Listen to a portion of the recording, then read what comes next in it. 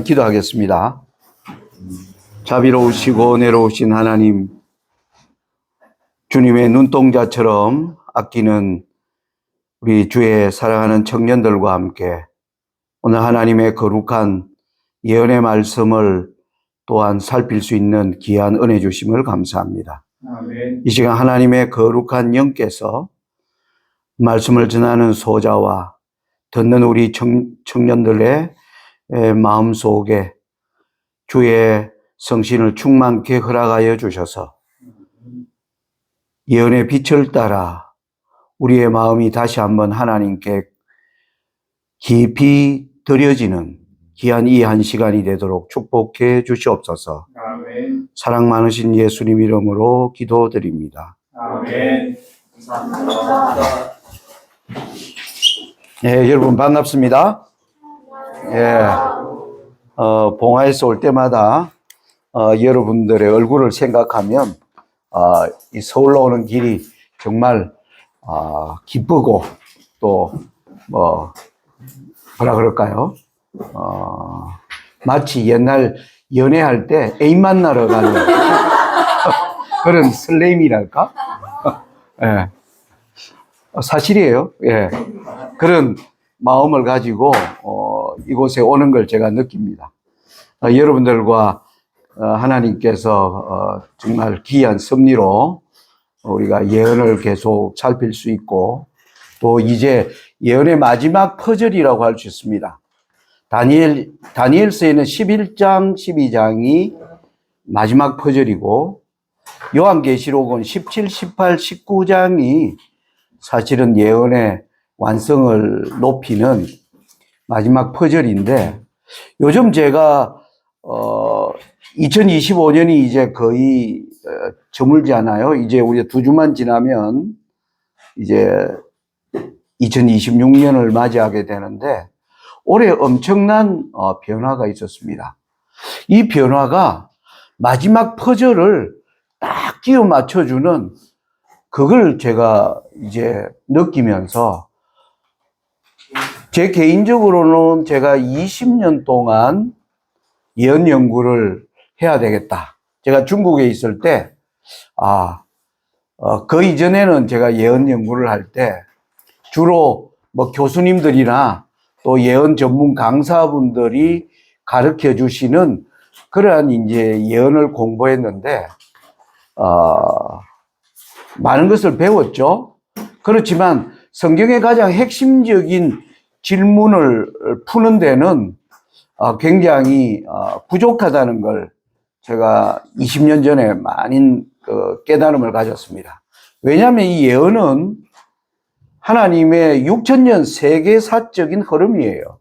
그런데 특별히 여러분들이 느부갓네살 왕 때 바벨론이 남방 유다를 멸망시키면서 하나님이 그때부터 본격적으로 예언을 말하기 시작합니다.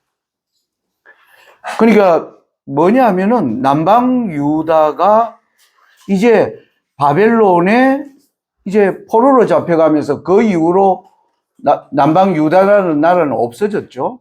그 앞에 또 북방 이스라엘은 아수르에 이제 멸망당하고 그래서 이스라엘의 12지파가 아수르의 바벨론에 멸망당하고 이제 그 민족들이 뭐 뿔뿔이 흩어지고 대부분의 사람들은 바벨론, 페르시아, 헬라, 로마로 이어지는 그러한 뭐 노예 비슷한 그러한 삶 가운데서 하나님께서 이스라엘 민족들을 통한 하나님의 이 전능하신 하나님을 소개하는 것이 많이 어려워져 버렸습니다. 그때 하나님께서 이 일을 계속적으로 이루어 나가기 위해서 하신 저는 생각이 바로 예언을 기록하는 것입니다. 그래서 여러분들 이 다니엘서는 특별히 아람어와 히브리어가 같이 섞여서 기록된 책입니다. 이 예언서는. 그러니까 왜냐하면 이방인들도 뭐하라? 이방인들에게 알리기 위한 목적이 있는 것입니다. 여러분 우리가 하나님이 있는데 가장 우리가 하나님의 전능하심을 현실적으로 가장 많이 느끼는 게 뭐냐면 이 역사의 흐름을 하나님이 오래전에 말씀하시고 그것이 뭐예요?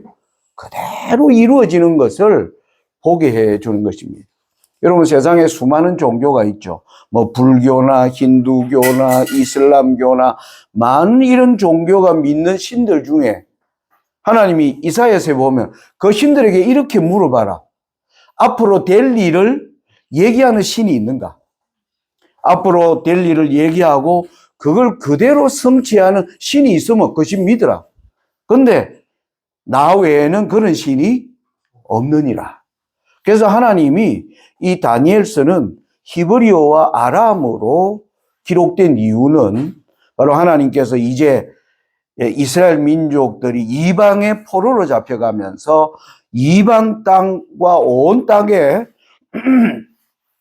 하나님 되심을 알리기 위한 그러한 목적이 이제 다니엘에게 예언을 기록하게 하셨다는 사실입니다.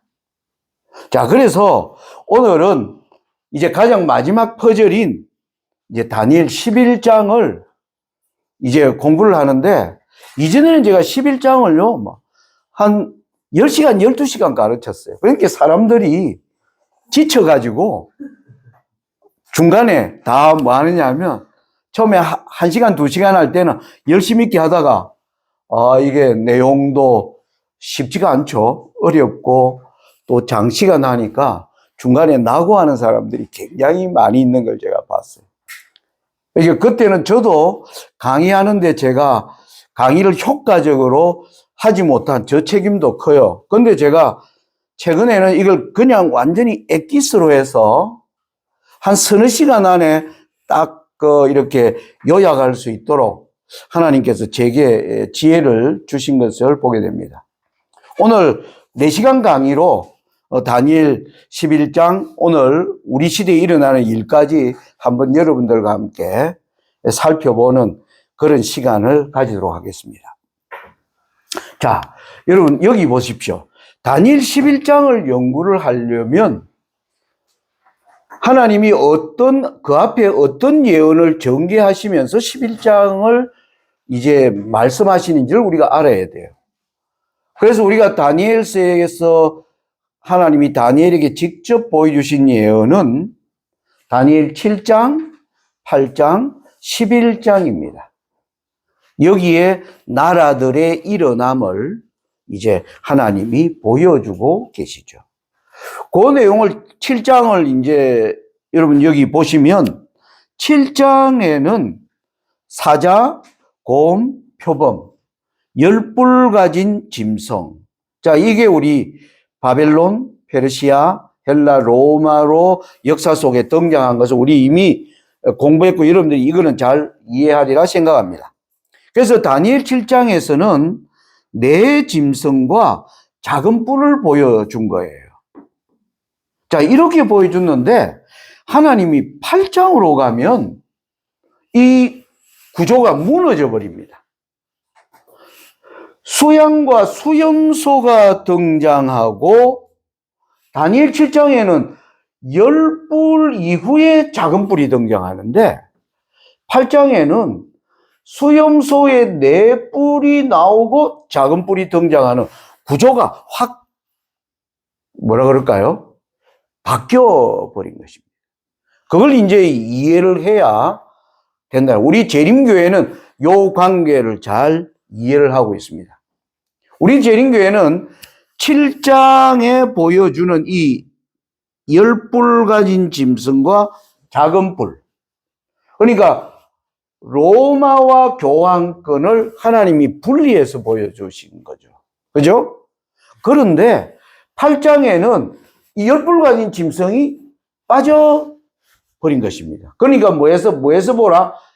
합해서, 여기 내가 치르려고 그러네. 예. 다니엘 8장은 7장에서는 로마와 교황권을 분리시켜 보여주신 하나님이 8장에는 로마와 교황권은 한 놈이야, 사실은. 이라는 목적으로 하나님이 예언을 전개해 나가는 겁니다. 우리가 세상을 보는 눈을 우리가 잘 하나님이 보라고 하는 방법으로 보는 게 필요해요. 그러니까 뭐냐 하면은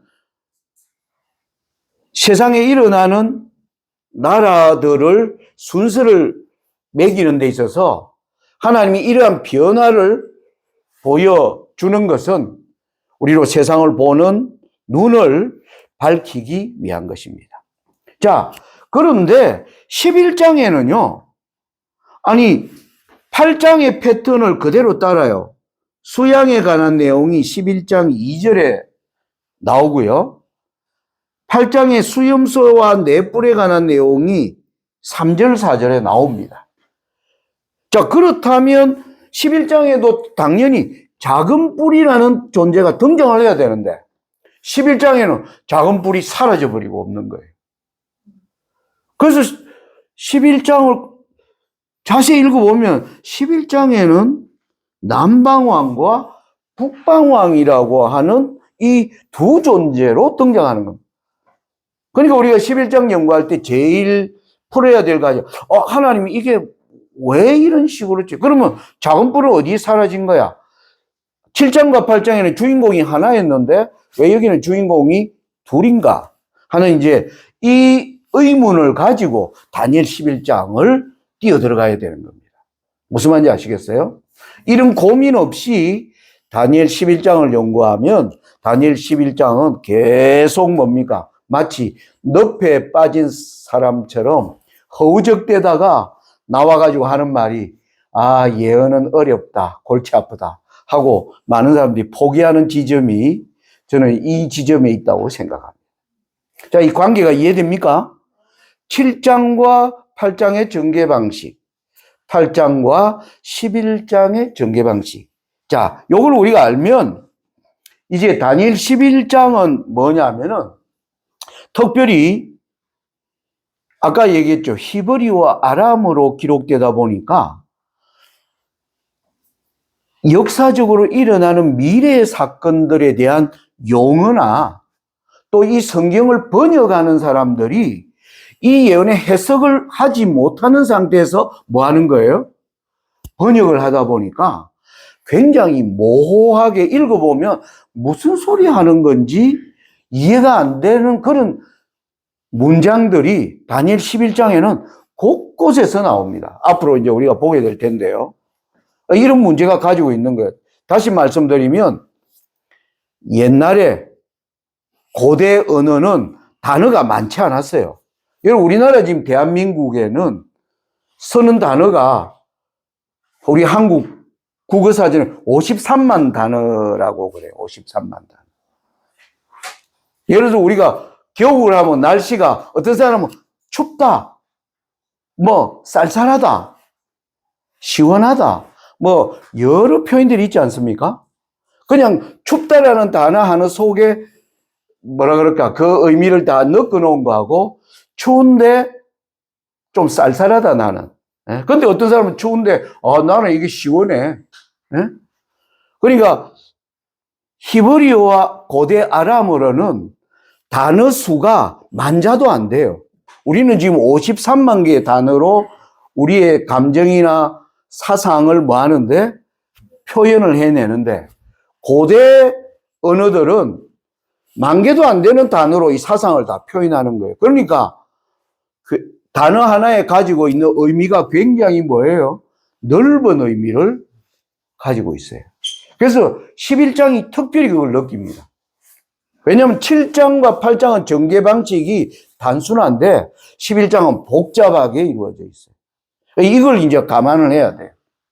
그 다음에 또 하나, 그러면 용어와 번역에 너무 매달리면요, 이 풀이가 안 돼요. 저의 경험으로는. 전체 문장, 문맥, 그리고 전체 구성이 어떻게 되어 있는가를 여러 번 읽으면 이게 딱 보입니다. 그래서 문맥과 구성을 이해하라는 것. 그리고 또 하나, 이것은 다니엘 11장 11장은 2500년을 관통하는 역사의 흐름을 담고 있어요. 왜냐하면 11장 2절에 보면 바사부터 시작해서 11장 40절 우리 시대 마지막 때를 예언하고 있기 때문에.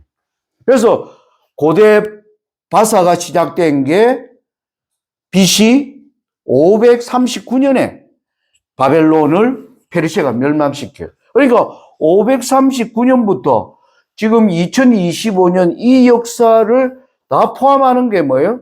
다니엘 11장이에요. 그러니까 이 수천 년의 역사를 관통하는 흐름을 하나님 말하고 있지. 여기에 어떤 인물을 하나님이 자세히 설명하려고 하는 내용이 아니라는 것입니다.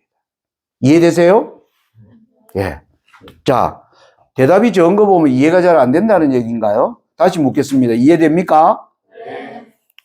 자, 우리 자주 읽었는데 이거 같이 한번 읽읍시다. 같이 한번 시작. 영원한 과거로부터 영원한 미래에 이르기까지 사건의 사슬에 우리와 우리를 연결시키고 계신 위대하시고 스스로 계신 분께서 당신의 말씀 속에 주신 예언들은 역사의 흐름에서 우리가 어디에 있으며 장래에 무엇을 기대할 수 있는지를 말해준다. 현재까지 일어나리라고 예언된 모든 사건들의 성취들을 역사의 페이지에서 찾아볼 수 있으므로 아직 오지 않은 모든 것도 그 순서대로 성취되리라는 것을 우리는 확신할 수 있다. 예. 자, 예언은요, 하나님이 순서대로 진행시킵니다. 순서대로. 계시록은 순서를 중시하지 않는데, 예언서는 바벨론, 페르시아, 헬라라만 모든 것들이 차례대로 등장합니다. 그래서 이것을 이제 우리가 토대로 보니까 실제로 이 순서대로 하나님이 전개하고 계신 것을 확인하는 겁니다. 자, 이제 우리 본문으로 들어갑니다. 이제 다니엘 11장 1절에서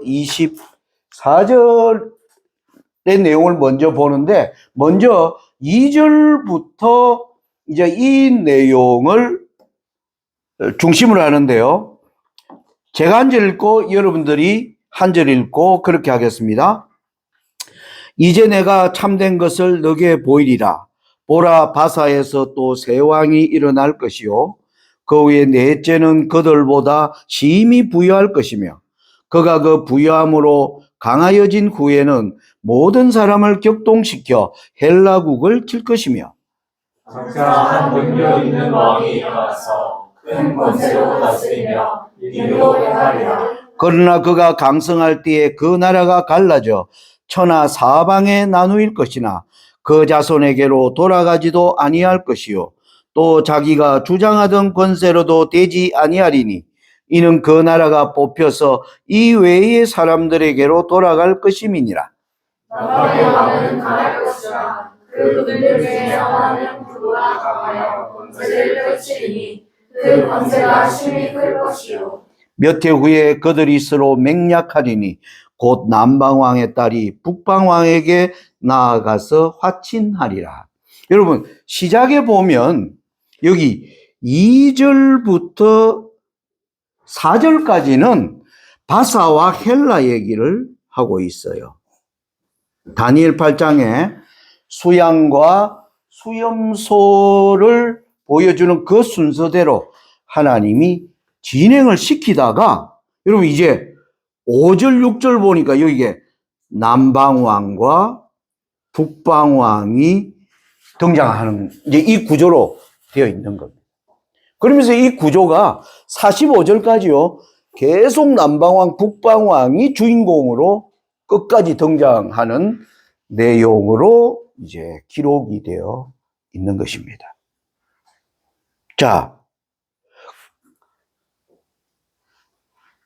자, 그러면 이제 2절부터 4절까지 요건 뭐 간단하게 설명을 드리면, 자, 페르시아에서 새 왕이 일어날 것이다. 그런데 넷째 왕이 강하여서 어디를 친다고요? 헬라를 칠 것이다. 예. 여러분 역사에서 보면 첫째 왕은 바로 이 고레스, 캄비세스, 다리우스 이렇게 나오고 넷째 왕이 이 아하수에로입니다. 아하수에로는 여러분들이 구약성경 에스더스에 보면 에스더가 왕비가 되었을 때 그때 왕이 아하수에로입니다. 그러니까 하나님이 왜 에스더스를 하나님이 기록해 놓았는가? 넷째 왕이 왜 헬라를 쳤고 그게 어떻게 됐는가를 보여주기 위해서 에스더스가 사실은 등장해 있는 것이에요. 이 페르시아는요, 여러분 여기가 페르시아의 본거지예요. 오늘날 이 지역으로 가면요, 예? 여기가 이란이고 여기 인도 여우에 전부 여러분 여우에는 파키스탄, 그 다음에 뭐예요? 투르크메니스탄, 뭐 카자흐스탄, 우즈베키스탄, 키르기스탄, 전부 스탄이라는 이름을 가진 나라들이 여기 다 포진되어 있습니다. 여기 나라들이 아주 가난한 나라들이에요. 왜? 비도 별로 안 하고요. 비도 별로 안 오니까 농사를 지을 수가 없어요. 그리고 뭐예요? 또 사막은 아닌데 땅이 푸석푸석하고. 그러니까 이 지역의 사람들은 가난이 일상이에요. 그리고 바다도 나가기가 쉽잖아요. 뭐 바다가 가까우면 가서 고기도 잡아 먹을 텐데 이 지역에는 생선도 먹을 수 없고. 그래서 이 페르시아의 왕들은 이 동쪽으로 확장하는 게 아니라 이쪽으로 확장해야 돼요. 이리로 가면 지중해가 있고 오늘날의 유럽은 어떤 땅입니까? 비옥한 땅. 그죠? 또 사계절이 있고 비도 적당하게 내리고. 그러니까 페르시아 왕들은 결국 유럽을 치기 위해서 여기 왕의 길이라고 나오죠. 이 왕이 헬라를 치기 위해서 아주 길을 만듭니다. 그래서 페르시아는 역사적으로 길을 만든 나라다. 많은 역사가들이 그렇게 얘기해요. 전쟁을 치려면 군인들이 뭡니까? 대거 지나가야 되고, 그리고 또 그 대거 지나가면 가는 데마다 뭡니까? 군인들이 쉬어야 될 장소가 있어야 되겠죠. 그 쉬면 거기서 또 뭐예요? 식량을 또 보급받고, 무기도 다시, 준비하고, 이것을 다 준비를 이제 다리우스 왕 때까지 준비했다가 넷째 왕 때 이제 드디어 헬라와의 전쟁이 벌어지는 겁니다. 그게 유명한 여러분 마라톤 전투, 살라미스의 전 이런 전투들이 일어나는 거예요. 그런데 이 전쟁에서 쉽게 정복할 줄 알았는데 여러분 여기가 헬라예요. 그 당시 헬라가 요마이 작은 땅이에요. 그러니까 이 거대한 나라 페르시아가 저 헬라 정도는 바로 뭐 할 거다? 바로 먹을 거라고 생각했는데 천만의 말씀. 전쟁마다 지는 거예요. 여기에 여기에는 다 섬들로 되어 있는 이들이 페르시아 군대가 쳐들어오니까 그들이 동맹을 맺어요. 그게 유명한 델로스 동맹이라고 하는 그 동맹에서 마침내 알렉산더라고 하는 아주 뛰어난 장군이 등장하면서 야, 우리가 언제까지 쳐들어오면 우리가 방어만 할 거냐? 이제 우리가 뭐 하러 가자? 우리가 정복하러 가자. 그래서 알렉산더가 9년 만에 이 페르시아 나라를 다 멸망시키고 거대한 제국이 성립되는 것을 하나님이 간단하게 이야기한 겁니다. 그래서 알렉산더가 여러분 9년 만에요. 페르시아가 150년 동안 만들어 놓은 이 거대한 땅을 9년 만에, 그래서 하나님이 표범, 굉장히 빠르다, 이런 이제 짐승을 등장한 이유가 여기에 있음을 알게 돼요. 자, 그런데 알렉산더가 일찍 죽어요. 자식도 없이. 그러자 네 뿔이 등장하는 거죠. 알렉산더 이후에 네 나라로 갈라집니다. 여기 나오는 왜 카산드라 동쪽이에요.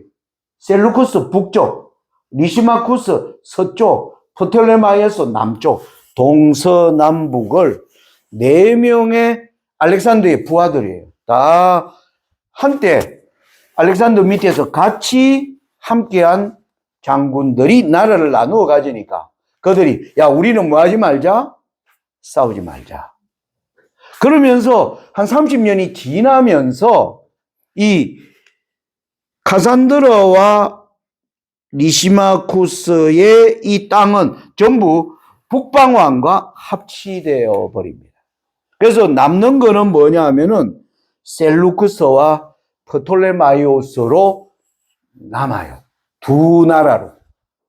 그래서 그 두 나라를 하나님이 남방왕, 북방왕으로 이야기하기 시작하는 것입니다. 자, 11장 4절까지는 이렇게 간단하게 설명을 하면 근데 그럼 우리가 5절부터 이제 45절까지를, 그런데 이 남방, 북방이 마지막 때까지 그런 구조로 하나님이 예언을 전개하신단 말이에요.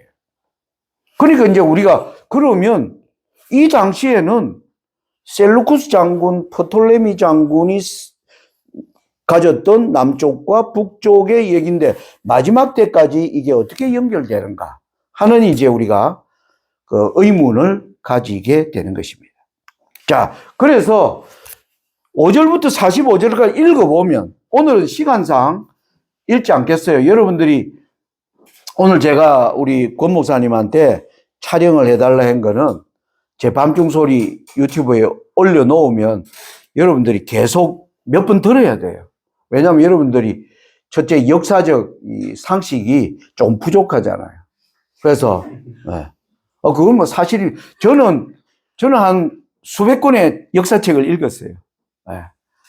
그랬기 때문에 제가 가지는 이 흐름에 대한 이해와 여러분의 이해들은 또 여러분들도 아직 나이도 또 젊고 하니까 여러분들도 학교에서 공부하느라 그런 뭐 독서할 시간들이 없는 거니까 여러분들이 몇 차례 계속 영상으로 공부할 수 있도록 오늘 그렇게 하는 거니까 여러분들 오늘 강의에 집중하시기 바랍니다. 자, 그래서 5절부터요 45절까지 여러분들이 읽어보면 이런 패턴으로 돼 있어요. 놀라운 게 5절부터 15절에는요 남방랑 북방이 싸워요. 그러다가 16절부터 24절까지는 남방이 사라져버리고 북방왕이 혼자 독주하는 얘기가 나옵니다. 그러다가 또 25절 30절에 보면 이 남방왕 북방이 또 싸워요. 그리고 30절 39절에 보면 북방왕이 독주합니다. 이 패턴이 반복돼요. 40절에도 보면 마지막 때에 남방왕과 북방왕이 싸워요. 그러다가 41절에는 북방왕이 독주해요. 패턴이 똑같죠? 싸우다가 독주하고 싸우다가 독주하고 싸우다가 독주하고 요 패턴이 반복되는 거를 여러분들이 읽어보면 이거는 해석하는 게 아니니까 그걸 읽으면 맞네 여러분들이 이해할 수가 있습니다. 자, 그러면 여기서 우리가 힌트가 나오는 거예요. 남방왕 북방이 주인공인데 그 중에 한 주인공은 누구다? 예? 예. 끝까지 계속 가는 자는 북방왕이에요. 남방왕은 간헐적으로 등장합니다. 그러니까 북방왕이 주연, 남방왕은 조연이에요. 그 작은 뿔은 누구다? 여기서 우리가 힌트 아시겠죠? 작은 뿔은 누구다? 북방왕이라는 것을 딱 우리가 캐치할 수가 있게 되는 것입니다. 이게 다니엘 7장에서는 하나님이 로마와 교환권을 분리시켜서 보여주더니 다니엘 8장에서는 합해서 보여주고 그 다음에 11장에서는 남방왕 북방왕의 싸움을 통해서 북방왕이 어떻게 발전해 나가는가를 하나님이 보여주시려고 하는 것이 다니엘 11장의 하나님의 목적이다 라는 것을 알 수가 있는 것입니다.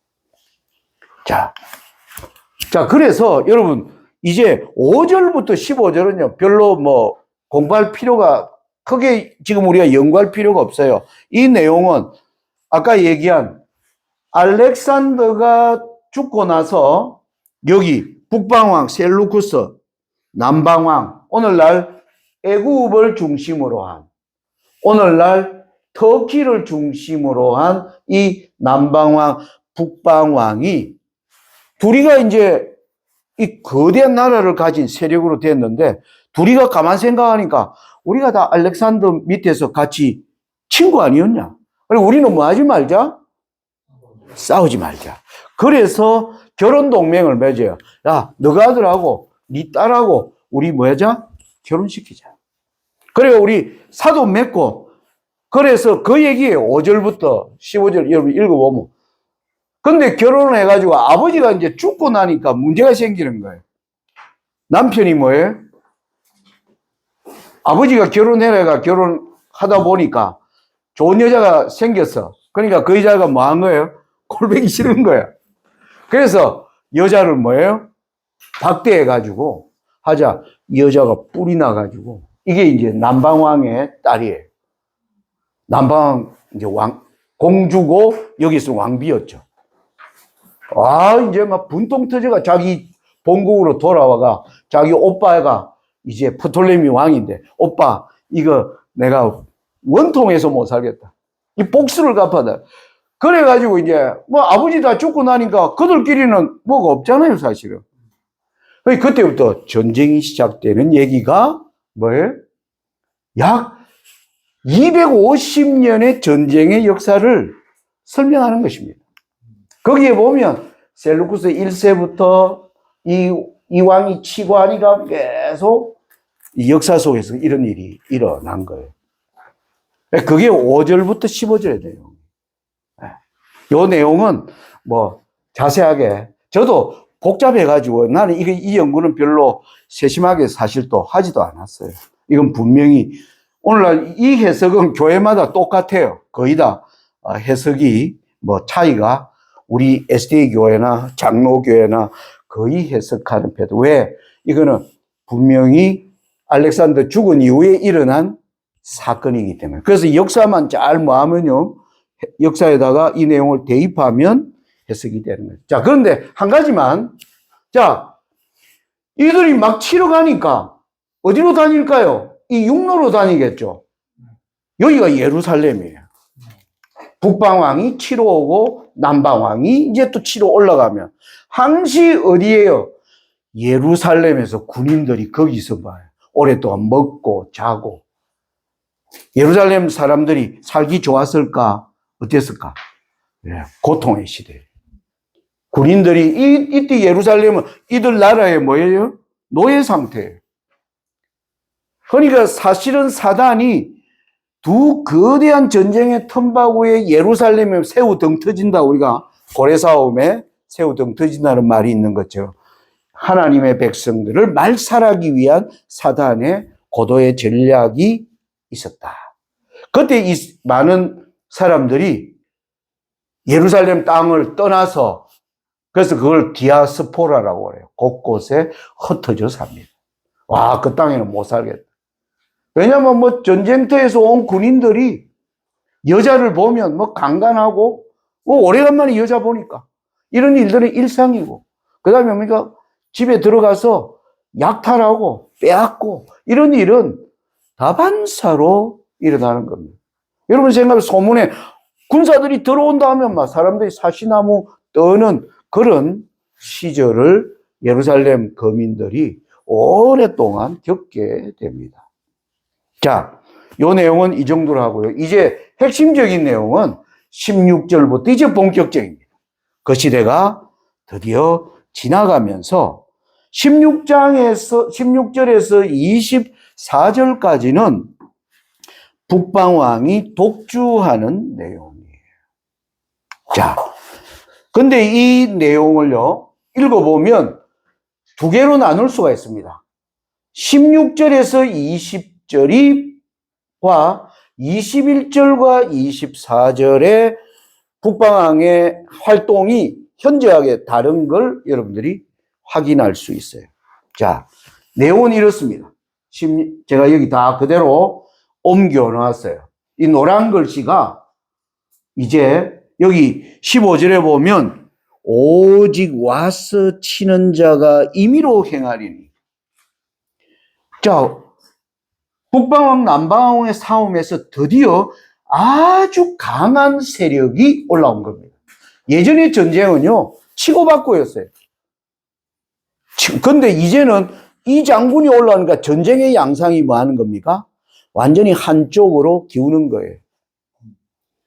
그게 이제 여기서 오직 와시는 자가 임의로 행하리니 능히 그 앞에 설 사람이 없겠고 그가 영화로운 땅에 설 것이요 그 손에 멸망이 있으리라.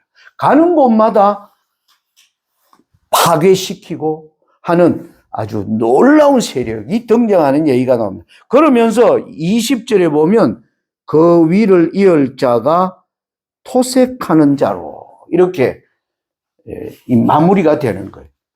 토색한다는 말은 여러분 성경에 자주 나옵니다. 토색한다는 말 여러분 무슨 말인지 아세요? 토색한다.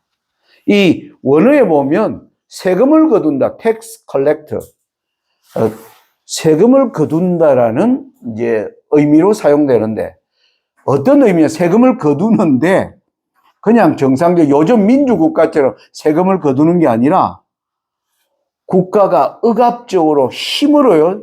세금 낼 능력이 없는데도 안 내면 죽어. 그래서 빼앗는 거 쉽게 말하면. 힘으로 가난한 자를 억누르면서 빼앗아가는 것을 토색하는 자다. 이렇게 얘기합니다. 자, 이거는 누가 등장하느냐면 드디어 북방왕의 로마가 등장하는 과정을 하나님이 설명하고 계신 거예요. 아까 북방왕은 누구였어요? 셀루쿠스 왕조가 북방왕이었어요. 이 북방왕이 이제 뭐예요? 허물을 벗는 거예요. 여러분, 나비가 보면 나비가 처음부터 나비입니까? 아니죠, 그죠? 애벌레로 있다가 드디어 허물을 벗으면 나비로 나타나는 거죠. 북방왕의 허물을 1차 벗는 내용이 16절부터 20절이에요. 드디어 셀루쿠스 왕조의 북방왕에서 로마로 바뀌는 과정을 하나님이 설명하고 있는 것입니다.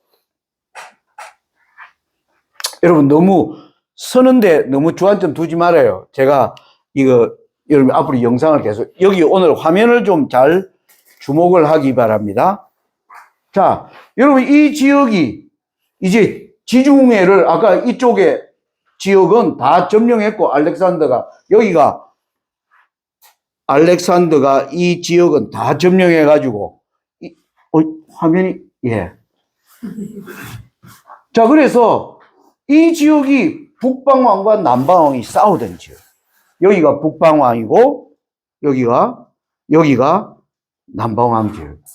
이렇게 싸우고 있을 때 지중해 서편에는 드디어 로마와 카르타고 사이에 지중해 서편에 이제 패권을 두고 거대한 전쟁이 일어납니다. 이 두 전쟁이 뭐냐면 포에니 전쟁이에요. 이 카르타고와 로마 간에 여러분 둘 다 이 바다를 끼고 있잖아요.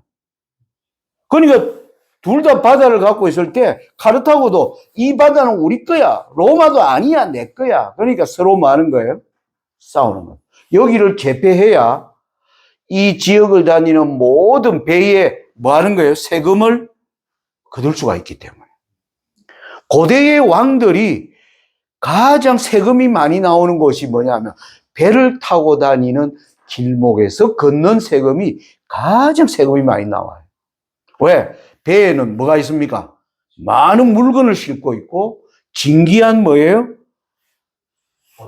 이 상인들이 저 먼 곳에서 실어다가 이제 장사할 그러한 것들을 싣고 다니기 때문에 고대 왕들은 바다를 장악하는 게 가장 그들에게는 뭐라 그럴게 풀어야 할 수건 사업이었어요. 그래서 이 전쟁에서 로마가 드디어 승리한 그게 포에니 전쟁의 결과예요.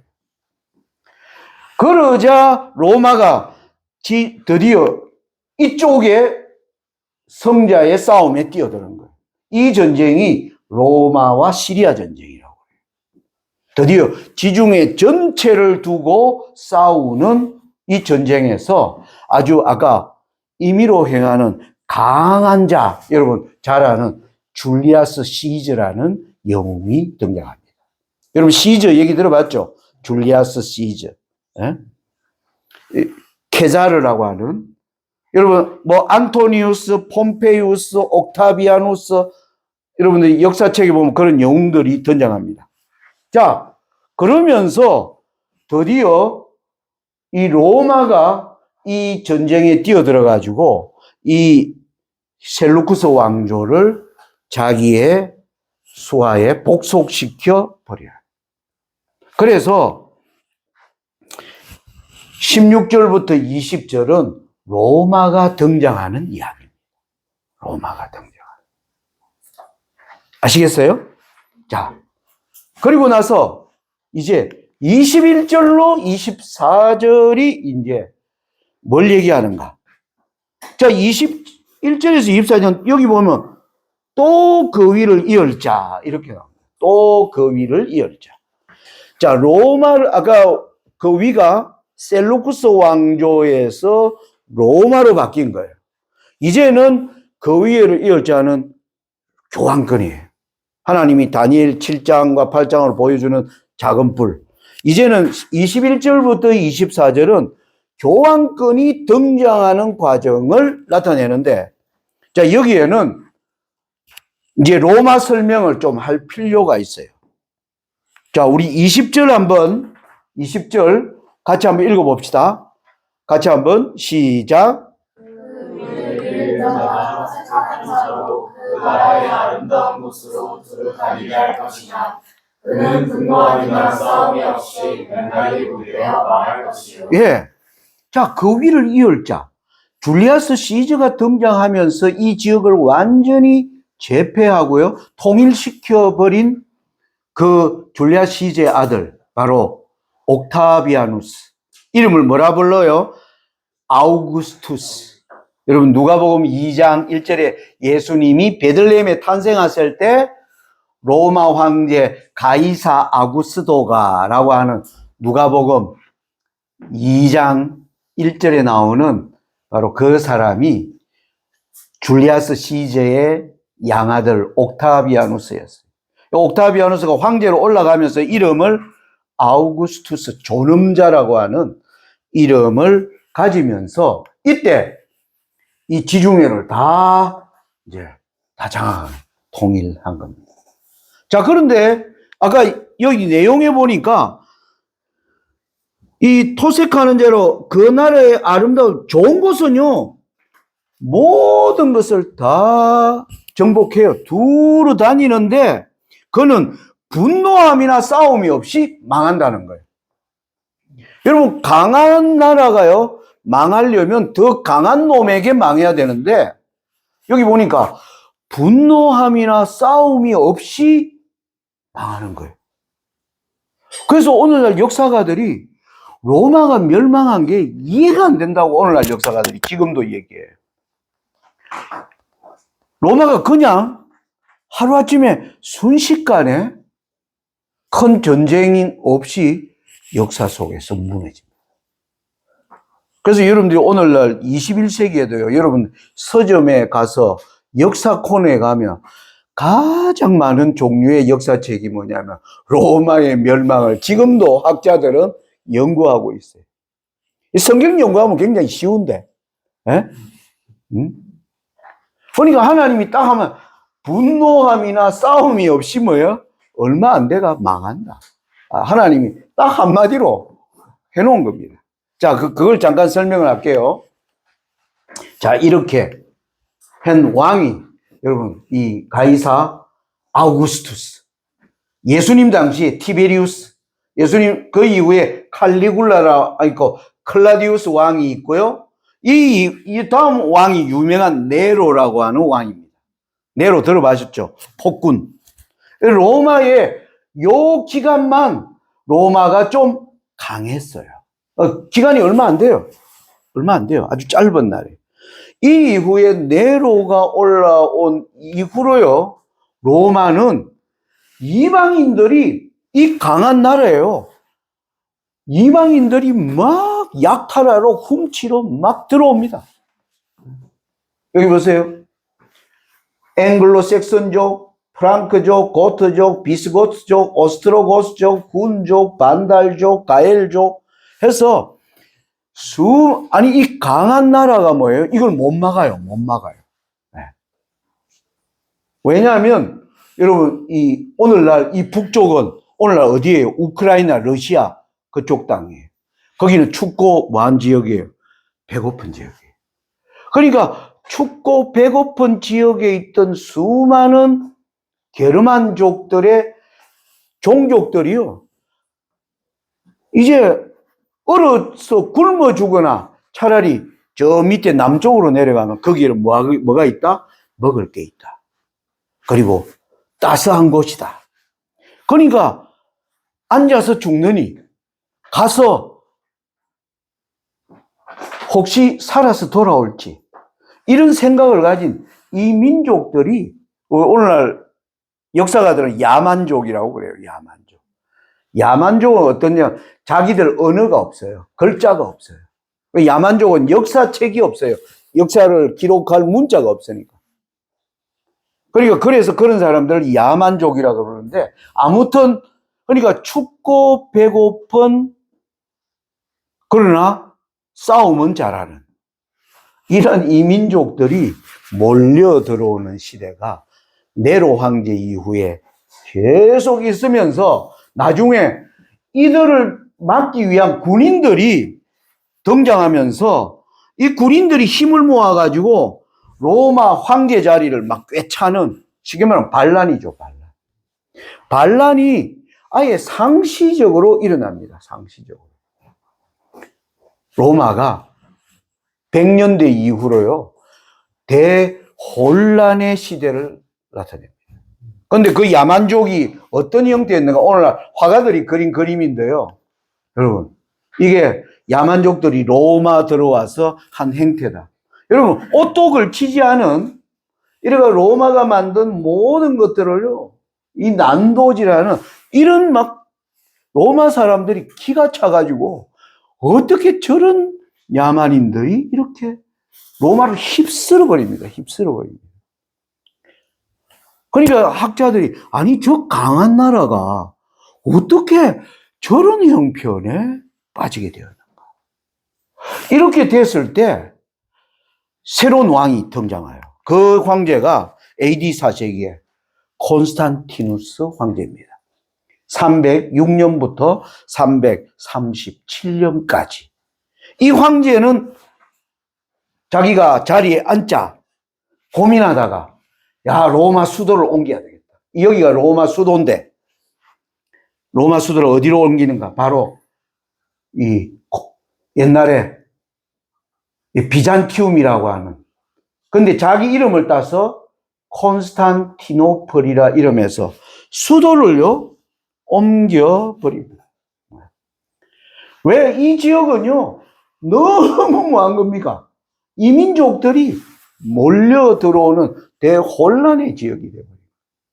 그래서 이민족들이 보다 덜 출현하는 이 지역으로 이제 로마 황제가 수도를 이전하게 되니까 이제 야만인들 입장에서 어떨까? 야만인들은 옛날에 수도 이전하기 전에는 훔치고 도망가고 있는데 어느 날 아버지 도둑놈이 집에 와가 아들에게 야, 이제 짐 싸라. 이사 가자. 이제 이런 상황이 돼. 그날에 뭐가 없다? 왜? 황제가 아예 우리 무서워가지고 어디로 갔다?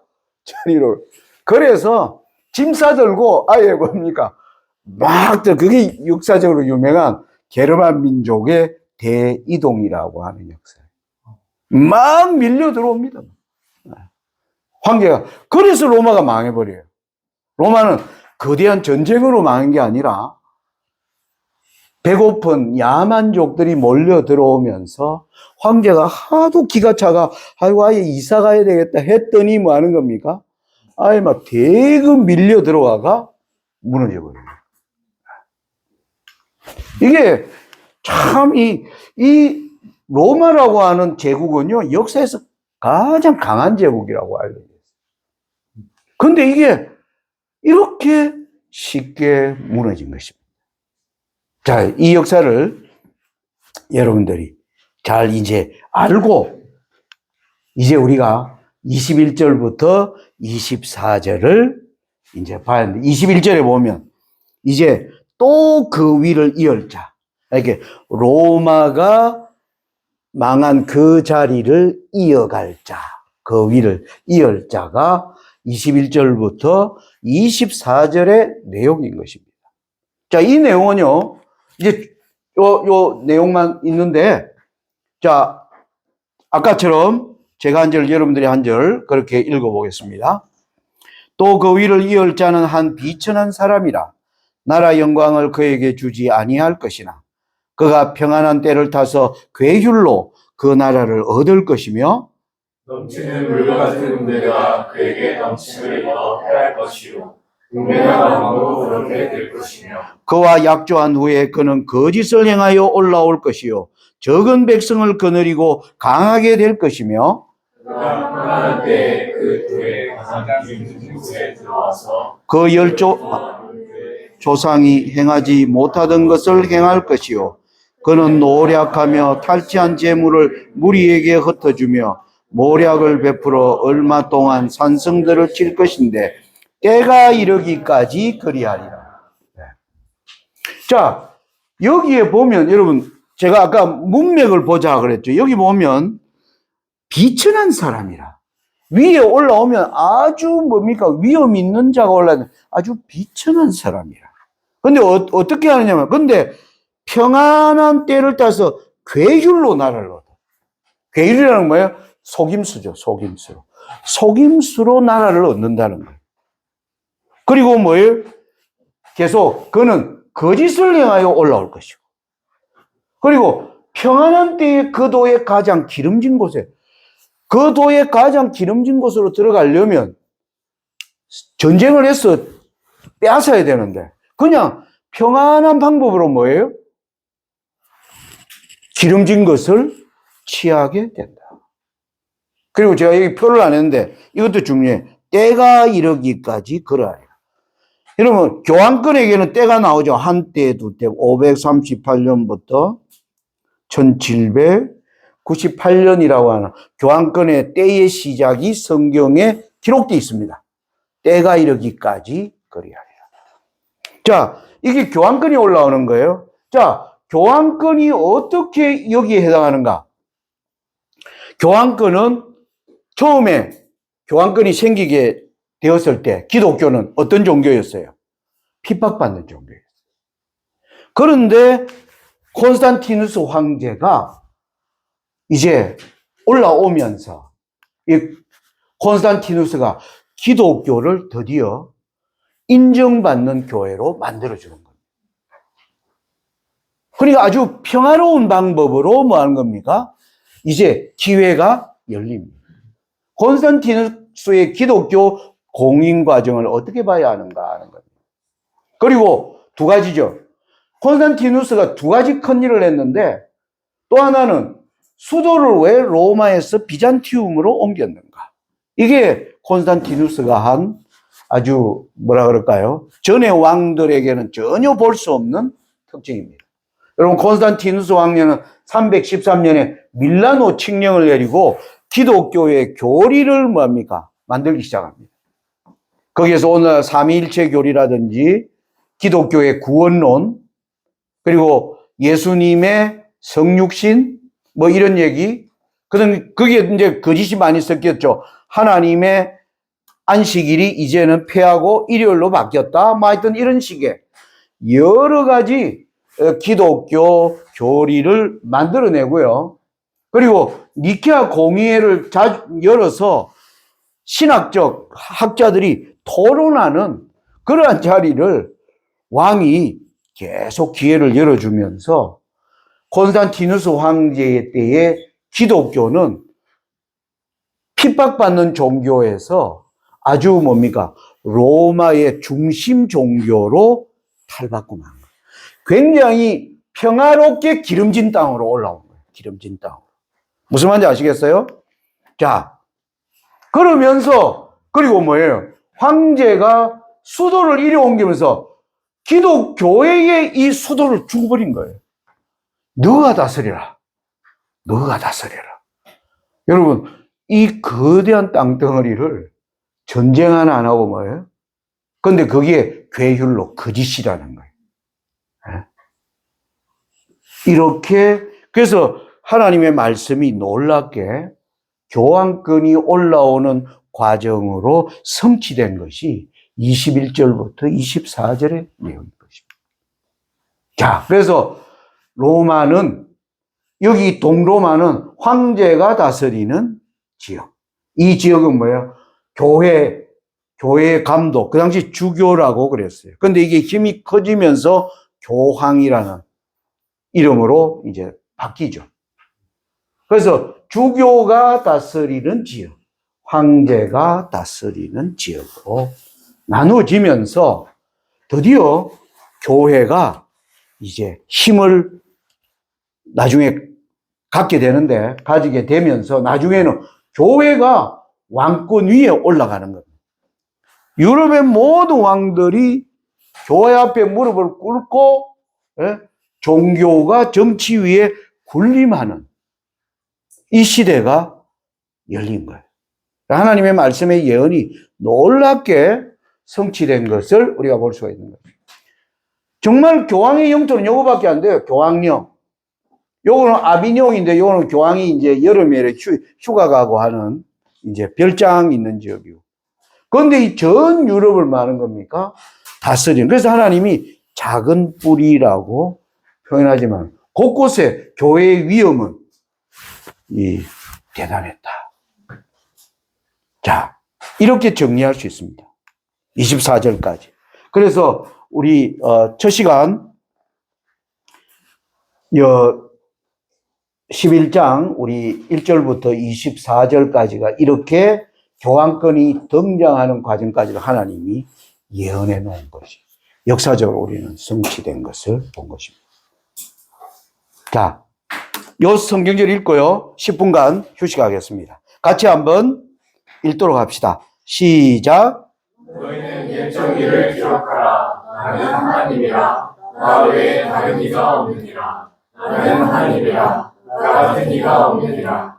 내가 종말을 처음부터 구하며 아직 이루지 아니한 일을 애초부터 보이고 믿으니 나의 모양이 설 것이니 내가 나의 모든 기뻐한 것을 이루리라. 예. 자, 휴식합시다. 자, 밖에 나가서 기지